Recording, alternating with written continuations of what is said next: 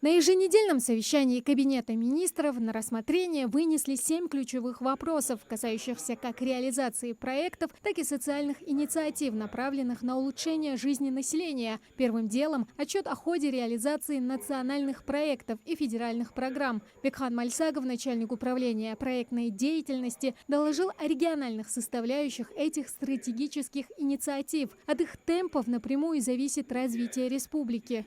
По общему мониторингу Министерства финансов России кассовое исполнение по 5 национальным проектам превышает среднее значение по Российской Федерации. Это следующие национальные проекты. Продолжительная и активная жизнь. Касса по республике 55,8, по региону 55,8, по Российской Федерации 41,6. Инфраструктура для жизни. Касса у нас по республике 30,7, по стране 28,8. Следующим важным вопросом стало обсуждение работы Центра управления регионом по мониторингу информационного поля в интернете. Руководитель ЦУР Берс Банхаев отчитался об оперативной обработке жалоб граждан. Этот цифровой пульс региона – ключевой инструмент обратной связи. Он отметил, что анализ общественного мнения и обращений позволяет оперативно реагировать на проблемы и улучшать качество предоставляемых услуг. Хотел также еще доложить о ходе реализации системы двусторонней коммуникации через телеграмму, который ранее я сообщал на заседании правительства о планах ЦУРа разработать такую систему. Сейчас готов рабочий прототип сервиса, позволяющего гражданам отправлять обращения напрямую через бот, без необходимости писать в соцсетях. По согласованию с главой администрации Назрани в ближайшее время запустим пилотный проект именно в этом городе, поскольку у нас больше всего обращений именно там. Летнее водоснабжение – традиционно острый вопрос. Исполняющий обязанности министра ЖКХ Муслим Чапанов представил комплекс мер для бесперебойной подачи воды в период пикового потребления. Безопасность и доступность воды в жару – абсолютный приоритет. Подвозим воду по заявкам муниципалитета.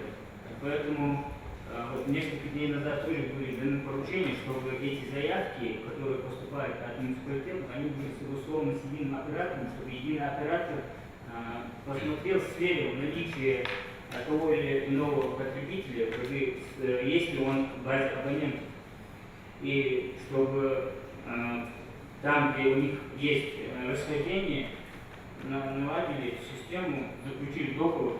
Также на повестке подготовка к главному молодежному событию лета – фестивалю «День молодежи», который пройдет 28 июня. Комитету по делам молодежи и региональному Минкульту поставлена задача обеспечить содержательную программу и безопасность всех площадок.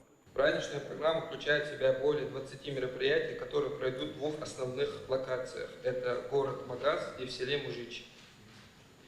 В столице Ингушетии молодежь сможет принять участие в интеллектуальной игре «Я знаю Россию», встретиться с героями, это ветераны СВО и герои мирного времени, врачи-спасатели, посетить слет волонтеров, внутривузовский молодежный форум, а также множество других мероприятий, которые пройдут в стенах молодежного центра, добровольческого центра и на базе Ингушского государственного университета.